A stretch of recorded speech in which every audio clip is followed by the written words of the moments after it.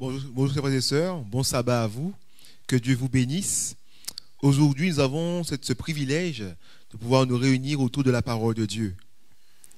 Je vous invite à ouvrir votre Bible dans Romains 12, verset 1er. Nous allons faire la lecture de ce verset de base. Après, nous allons prier ensemble. Romains 12, verset 1er qui nous dit « Je vous exhorte donc, frères, par les compassions de Dieu, à offrir vos corps comme un sacrifice vivant, saint, agréable à Dieu, ce qui sera de votre part un culte raisonnable. » Je vous invite à vous prosterner pour la prière, à vous agenouiller, et nous allons prier notre Père qui est dans les cieux.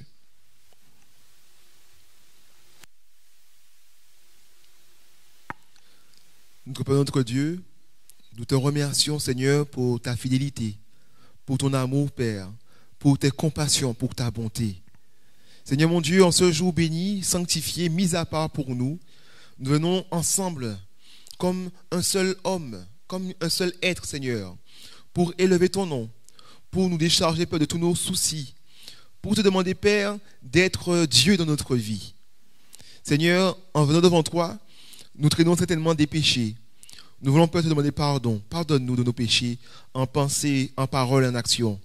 Pardonne, Père, notre ignorance, notre indifférence, notre négligence. Seigneur mon Dieu, par Jésus, par les mérites que nous avons en lui, viens nous secourir. Envoie, Père, tes anges. Envoie, Père, ton esprit, afin que nous puissions, mon Dieu, vivre comme de vrais enfants de Dieu et être protégés, Père, du malin. Père, nous te prions pour le pays dans lequel tu nous as mis, Seigneur. Tu vois qu'il y a cette pandémie qui se poursuit. On aurait dit, Père, qu'il y a un relent, mais tu es celui qui est au contrôle. Alors, Père, nous confions en toi. Agis selon ta volonté. Et mon Dieu, ne nous oublie pas. Aide-nous à nous préparer pour ton retour. Aide-nous, Seigneur mon Dieu, à témoigner partout où nous allons, à prêcher l'évangile, que ce soit, mon Dieu, en parole ou en action. Seigneur, je te prie aussi pour ton église, les malades de ton église, ceux qui sont dans la souffrance, mon Dieu, physique, mentale ou spirituelle. Père, étends ton bras puissant, guéris. Souffle, mon Dieu, un esprit de pardon, un esprit, mon Dieu, de supplication, où la prière, mon Dieu, serait le centre de notre vie. Père, nous te prions encore, afin que tu agisses, Seigneur, mon Dieu, à la maison, dans notre foyer. Bénisse, Père, notre jeunesse. Bénisse, mon Dieu, les couples, les veufs et les veuves. Seigneur, mon Dieu, agis aussi auprès des orphelins. Agis, Seigneur. Sois notre Dieu, sois présent. Aide-nous, mon Dieu, à te laisser être présent. Je te prie, Père, aussi pour la dîme et les offrandes. Tu nous fais grâce constamment de pouvoir t'apporter nos dîmes, ce qui te revient de droit. Et Père, aussi t'apporter nos offrandes, ce que, Père, nous te donnons de bon cœur, car tout ce que nous avons nous vient de toi. Père, bénis aussi celui qui parlera en ton nom, bénis moi qui parlera en ton nom. Agis, mon Dieu, afin que ce ne soit pas moi qui parle, mais toi à travers moi. Bénis ton Église, nous t'avons prié, Seigneur, en Jésus et pour ta gloire. Amen. Amen.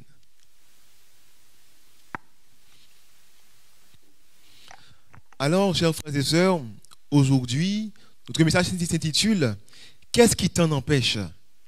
Qu'est-ce qui t'en empêche? Alors, c'est la suite du message de dimanche. Dimanche, on a vu que l'abandon de soi, la consécration totale, est une bénédiction. Car Dieu nous invite à nous offrir totalement à lui pour notre bien, pour le meilleur. Maintenant, on va voir, la question est posée, c'est qu'est-ce qui t'en empêche aujourd'hui? Qu'est-ce qui te bloque dans ta prise de position totale pour le Seigneur? Alors, je vais vous raconter une histoire en introduction de ce message. C'est l'histoire d'une jeune femme, épouse d'un homme riche, qui a été se confier à un psychologue ou à quelqu'un de confiance. Et elle dit à cette personne, un flacon de poison à la main, elle lui dit « Je ne veux plus vivre, je veux me suicider ». Et la personne lui demandait « Mais que se passe-t-il? Pourquoi êtes-vous aussi désespéré? Pourquoi voulez-vous mettre fin à votre vie ?» Elle explique « Hier même, je me suis plainte auprès de mon mari, mais il m'a rétorqué. Mais que veux-tu? Tu as mon chéquier, tu as tous mes biens, tu es riche. Parce que je suis riche, qu'est-ce que tu veux encore? Tu peux disposer librement de mon argent. Tu possèdes ma maison. Tu manges à ma table. Tu as tout ce que ma richesse et ma situation peuvent te donner. Et malgré tout cela, tu te plains. Je lui ai répondu, c'est ton cœur que je veux. Je veux que tu m'aimes. Et il s'exclama, tu ne peux avoir mon cœur, tu le sais, car j'aime une autre femme. Je suis prêt à tout te donner, mais sauf mon cœur. Mon cœur ne pourra jamais t'appartenir. Chers amis, aucune personne qui aime ne pourrait supporter avoir une réponse comme celle-ci. Je te donne tout, l'argent, je te nourris, je te donne un toit sur la tête. Tu ne manques de rien, mais tu n'auras jamais mon amour. Tu n'auras jamais mon cœur. Mettez-vous à la place de cette femme. Vous êtes éperdument amoureux, amoureux. Et votre époux, votre épouse vous dit, désolé, je suis avec toi, je te donne tout ce que tu veux, mais tu ne peux pas avoir mon cœur. Chers amis, pour cette femme, l'essentiel n'était pas d'avoir les richesses de son mari, mais c'était d'avoir son mari lui-même. Notre grand Dieu ne veut pas quelque chose de nous. Il nous veut nous. C'est-à-dire qu'il ne veut pas que je lui donne quelque chose de moi. C'est moi qu'il veut. Jésus ne veut pas une partie de mon temps ou de mes richesses, ni même mes dons ou mes capacités. Nous devrions nous soumettre à ses soins, à ses décisions, à sa volonté et à ce qui nous guide.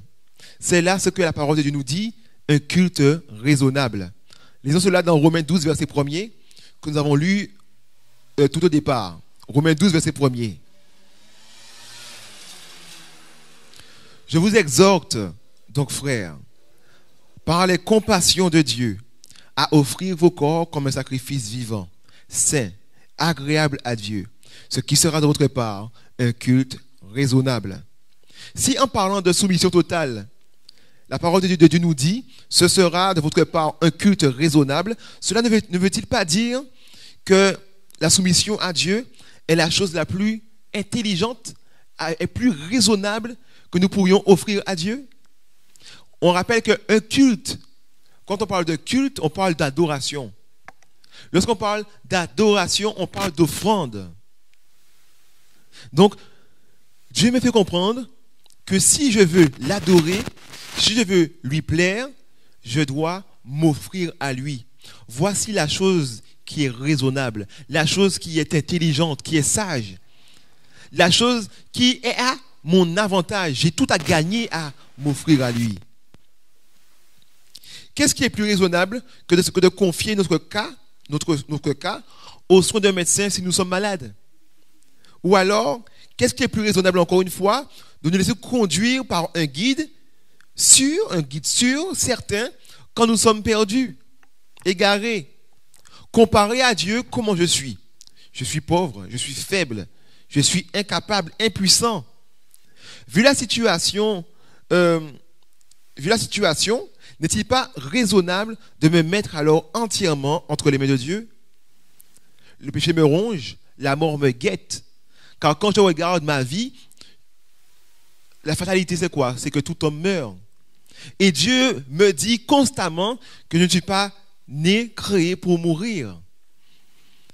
Alors face à ce problème de taille que le monde entier fait face, la mort, il me dit, je suis la solution à cette mort. La logique voudrait que je me confie en celui qui a la solution à mon problème. Cela est raisonnable. Cela est intelligent. Chers amis, il s'agit de se confier à celui qui m'a créé, celui qui m'a voulu, celui qui m'a appelé, celui qui m'aime et celui qui est capable de pourvoir à tous mes besoins. De par mon abandon à lui, j'ai l'amour infini de Dieu qui me garantit et son omnipuissance qui seront tous deux de mon côté. Son amour de mon côté et son omnipuissance de mon côté. L'abandon de soi, comme nous l'avons vu dimanche dernier, n'est pas une perte, mais un avantage énorme. Car on peut le lire dans Romains 12, verset 2. On peut lire à la suite du verset 2 si possible, mais vous le connaissez déjà très bien. Lorsqu'il a dit que nous nous offrons à Dieu,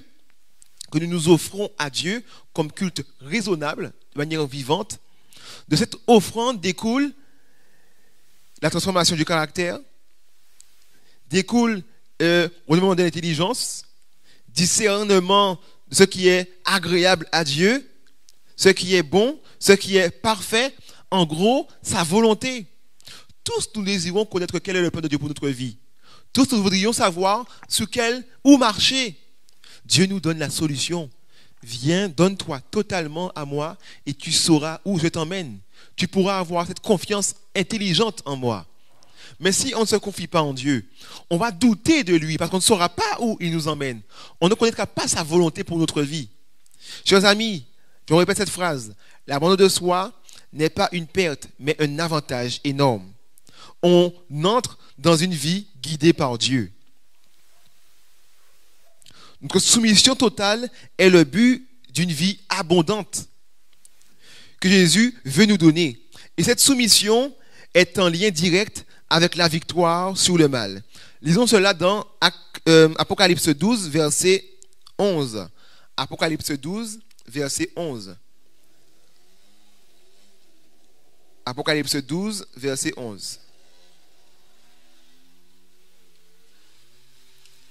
Notre abandon total à Dieu, notre soumission totale à Dieu est en lien direct avec la victoire sur le mal. Apocalypse 12, verset 11 nous dit: ils l'ont vaincu à cause du sang de l'agneau et à cause de la parole de leur témoignage. Ils n'ont pas aimé leur vie jusqu'à craindre la mort.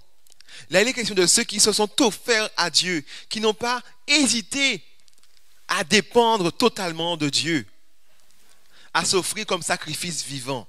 Alors eux maintenant, il est dit d'eux, ils l'ont vaincu, donc Satan, à cause du sang de l'agneau et à cause de la parole de leur témoignage. Ils n'ont pas aimé leur vie jusqu'à craindre la mort. Ceci montre l'importance d'un abandon de soi complet pour vaincre le péché et Satan. C'est la meilleure chose à faire. Je reviendrai dessus tout le temps. L'abandon de soi est important. Il nous faut arrêter de chercher des excuses pour rester à vivre dans le péché. Si nous sommes réellement enfants de Dieu, laissons Dieu être notre Père réellement aussi. Laissons Dieu nous donner tous les outils nécessaires à notre transformation et à notre salut. Il est temps d'arrêter de penser être sauvé. Il nous faut maintenant être sûrs de notre salut. Et pour ce faire, il nous faut nous offrir totalement au Seigneur. Dans le livre Les Paraboles de Jésus, à la page 286, il est dit que nul ne se déclare incapable de remédier à ses défauts de caractère. Si vous tirez une pareille conclusion, vous n'obtiendrez du moins jamais la vie éternelle. Les impossibilités n'existent que dans votre volonté. Si vous ne voulez pas, vous ne pourrez pas vaincre. La difficulté réelle provient de la corruption d'un cœur non sanctifié et de l'insoumission à la volonté de Dieu. Le gros problème de l'homme, c'est en fait son cœur qui n'est pas sanctifié, son cœur qui ne veut pas se soumettre à la volonté de Dieu. Voici notre réel problème. Voici contre quoi nous devrions nous battre. Contre notre cœur, qui a des tendances qui nous mènent constamment loin de Dieu. Devrions avoir peur de notre cœur, peur de nous-mêmes, nous méfier de nous-mêmes. Chercher le Seigneur de toute notre force, afin que Dieu nous fasse grâce de changer ce cœur qui est tortueux, ce cœur qui est mauvais dans son fond, afin que Dieu change ce cœur de pierre et qu'il nous accorde un cœur de chair capable de lui obéir. Dans Heureux ceux qui, toujours le livre de l'Esprit de prophétie, à la page 25, Heureux ceux qui, à la page 25, Ellen White dit ceci: à Jésus, le Saint-Esprit fut donné sans réserve. De même, cet esprit sera accordé à tout disciple qui donnera son cœur sans réserve à son maître pour qu'il en fasse sa demeure. Notre Dieu a donné cet ordre qui est aussi la promesse d'un accomplissement dans Éphésiens 5, verset 18. Donc, Éphésiens 5, verset 18. Cherchons ensemble, Éphésiens 5, verset 18.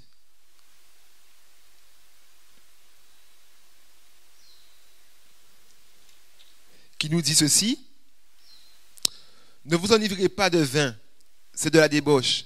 Soyez au contraire remplis de l'esprit. Christ nous invite par l'esprit à être remplis de son esprit, à ne pas chercher à nous remplir de choses qui vont nous détruire, de vin, de choses charnelles, c'est de la débauche ces choses, mais à nous remplir de son esprit, à lui donner notre cœur et que ce cœur soit rempli de sa présence. Dans Colossiens 1, verset 19, que nous allons lire. Colossiens 1, verset 19.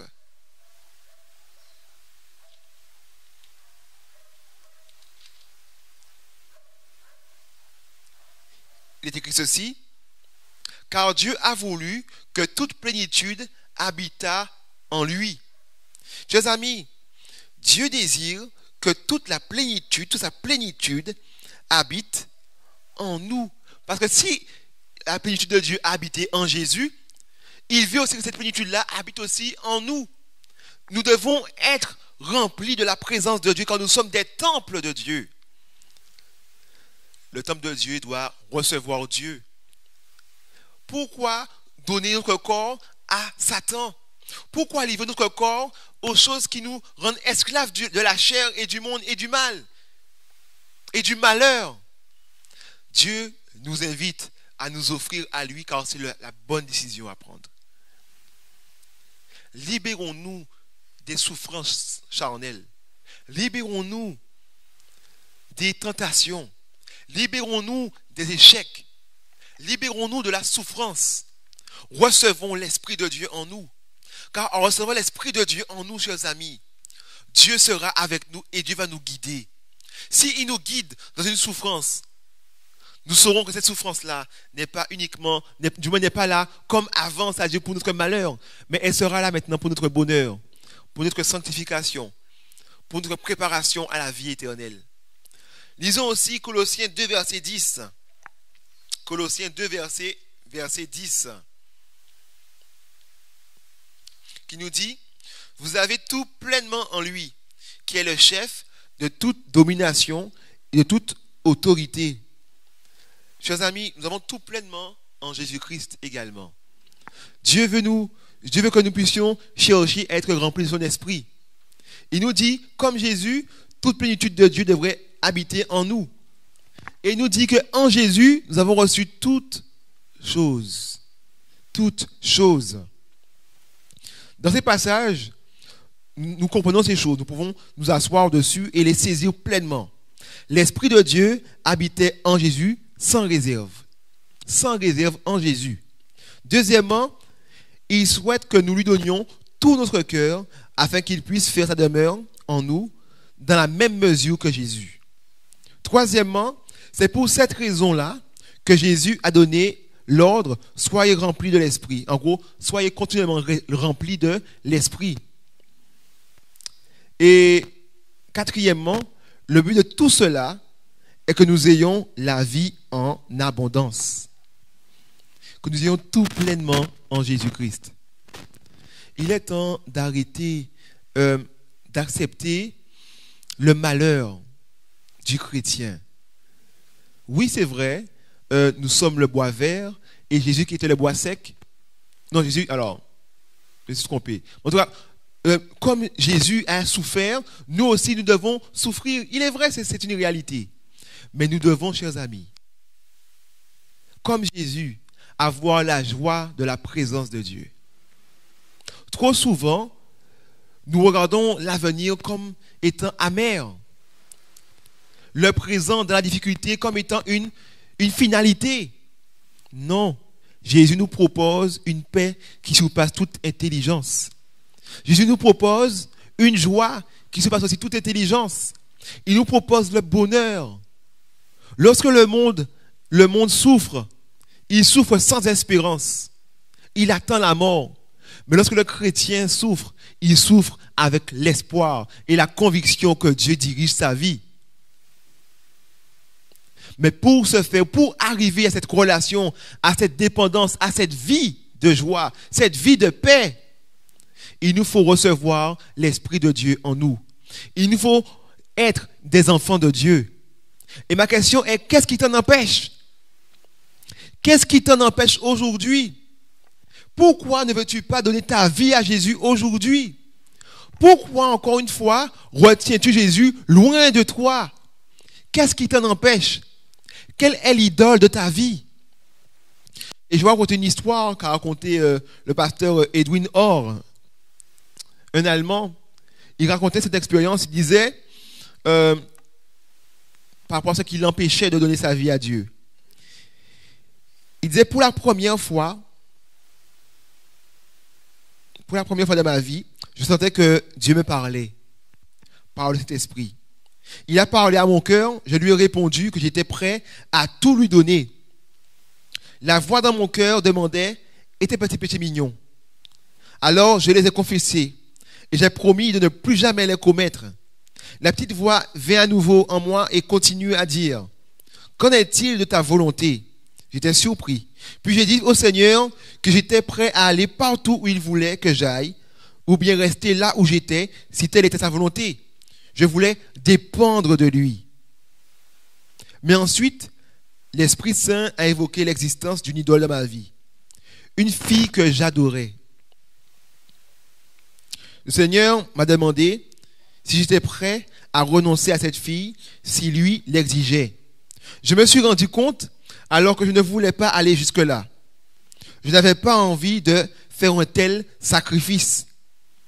Et soudain, l'Esprit a cessé de me parler. Mon cœur ressentait d'un seul coup un vide effrayant. Très vite, je m'en suis rendu compte et je désirais à nouveau posséder la plénitude de l'Esprit de Dieu. Cette fois-ci, j'ai abandonné ma volonté sans retenue au Seigneur. J'étais prêt à lui donner également cet aspect de ma vie. Mon cœur était envahi d'un amour, d'une joie et d'une puissance indescriptible. Pour la première fois de ma vie, j'avais l'impression de vraiment connaître mon Dieu et mon Sauveur, et de comprendre que la foi chrétienne est bien plus qu'un enseignement ou une philosophie. Chers amis, tout comme Edwin Orr, quelle est l'idole de ta vie? Qu'est-ce qui t'empêche de t'abandonner à Dieu totalement? Certainement, tu es prêt à lui donner ton travail. Tu es prêt à lui dire, Seigneur mon Dieu, envoie-moi où tu veux, j'irai vivre où tu veux. Mais qu'est-ce qui t'en empêche? Pourquoi es-tu actuellement en train de survivre et non pas de vivre en Jésus-Christ? Pourquoi actuellement n'es-tu pas sur l'autel en sacrifice à Dieu? Pourquoi n'es-tu pas rempli de l'Esprit de Dieu? C'est qu'il y a une idole quelque part. C'est que dans ta vie, il y a des endroits ou un endroit où Dieu n'est pas le roi. Qu'est-ce qui t'en empêche? Regarde. Demande au Seigneur de te révéler ce qui t'en empêche. Et confesse ce péché à l'Éternel. Demande-lui la force de pouvoir t'en détourner. Donne-lui ton cœur. Offre-toi à lui totalement. Soumets ta volonté à la sienne. Je l'ai souvent dit, je vais le redire. Il est facile de mourir pour Jésus. On prend une balle, on va mourir rapidement pour Jésus. On sait qu'on est mort pour Jésus. On peut même mourir par orgueil pour Jésus. Mais ce qui est difficile, c'est de vivre pour Jésus. Parce que mort, on ne vit plus. Mais vivre pour Jésus tous les jours de notre vie, ça c'est le combat. Nous sommes tous prêts à mourir pour lui. Mais à vivre pour lui, nous n'arrivons pas. Car nous voulons faire nos projets. Nous voulons avoir nos affaires. Tout ce que nous recevons, c'est à nous. Il est temps de mourir. Mais il est aussi temps de laisser Dieu vivre au travers de nous. Il est temps de vivre pour Dieu. Chers amis, posons-nous la question, encore une fois. Qu'est-ce qui nous en empêche? Qu'est-ce qui nous empêche de laisser Dieu diriger toute notre vie? Qu'est-ce qui nous empêche de nous offrir totalement à Dieu, de renoncer à nous-mêmes? Une fois que cette question sera répondue par la grâce de Dieu, nous pourrons faire un pas de plus vers le ciel, un pas de plus vers le bonheur, un pas de plus vers cette plénitude de l'Esprit de Dieu et vers cette vie abondante. Ce matin, je vous lance cet appel. C'est de regarder à la croix. Christ, avant de nous demander de nous offrir à lui, s'est offert à nous. Avant même que nous le connaissions. Même si nous aurions dit non, on ne veut pas te suivre, il était prêt à nous révéler son amour. Dieu ne veut pas une partie de nous. Il ne veut pas quelque chose de nous. Il nous veut nous. Il nous veut nous tout entier. Alors, qu'est-ce qui t'empêche de t'offrir à Dieu comme lui-même s'est offert aussi à toi? Je vais te demander, là où tu es, de prendre le temps, d'essayer d'arrêter ce que tu fais si tu es occupé. De réfléchir à cela. Ne veux-tu pas être un enfant de Dieu et vivre comme tel? Si c'est ton cas, agenouille-toi ou arrête ce que tu fais. Ferme tes yeux, prends une position révérencieuse. Humilie-toi devant Dieu avec moi. Et nous allons demander à Dieu de nous faire grâce. Parce que comprendre ces choses de manière, par expérience, de manière réelle, de manière concrète, est une grâce de Dieu. On n'est pas intelligent pour le comprendre. On peut le comprendre intellectuellement, mais intellectuellement, ça ne nous amène pas automatiquement à le mettre en pratique. Pour le mettre en pratique et pour en récolter le fruit, c'est Dieu qui agit en nous. Alors prions ensemble pour cela. Notre Père, notre Dieu, nous te remercions pour ce message où tu nous dis, Seigneur, qu'est-ce qui t'empêche de t'offrir à moi totalement? Qu'est-ce qui t'empêche de me laisser monter sur le trône de ta vie et de diriger ta vie jusque dans le salut, jusque dans l'éternité? Seigneur mon Dieu, veux nous faire grâce, s'il te plaît. Montre-nous, mon Dieu, ce qui nous empêche. Aide-nous à rentrer en nous-mêmes. Père, nous nous soumettons à toi car nous n'avons pas de force. Nous sommes pauvres, nous sommes misérables, nous sommes impuissants. Et toi, Seigneur mon Dieu, tu es tout puissant. Tu as tout le pouvoir nécessaire pour nous sauver. Alors, ô mon Père, ô notre Père, nous nous humilions dans l'attente de cet exaucement. Agis, Seigneur mon Dieu. Veuille nous secouer. Veuille, mon Dieu, nous accorder cette lumière pour que nos yeux s'ouvrent enfin. Et que, Père, nous sortions de cette ténèbres spirituelle où nous disons toujours un Amen, mais qui ne vient jamais, mon Dieu, en action dans notre vie. Aujourd'hui, Père, nous voulons agir. Nous voulons, mon Dieu, te laisser l'exclusivité de notre être et te donner le trône de notre vie. Agis. Nous avons prié, Seigneur mon Dieu, en Jésus et pour ta gloire. Amen.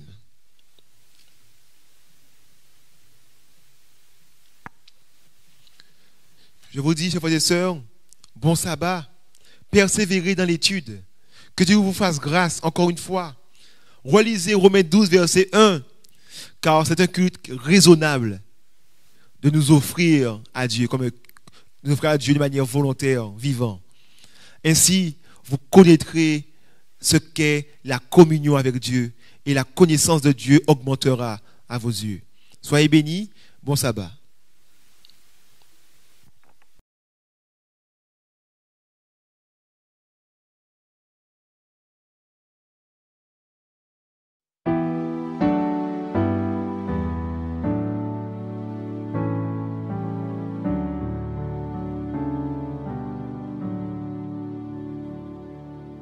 Écoute, Seigneur, reçois nos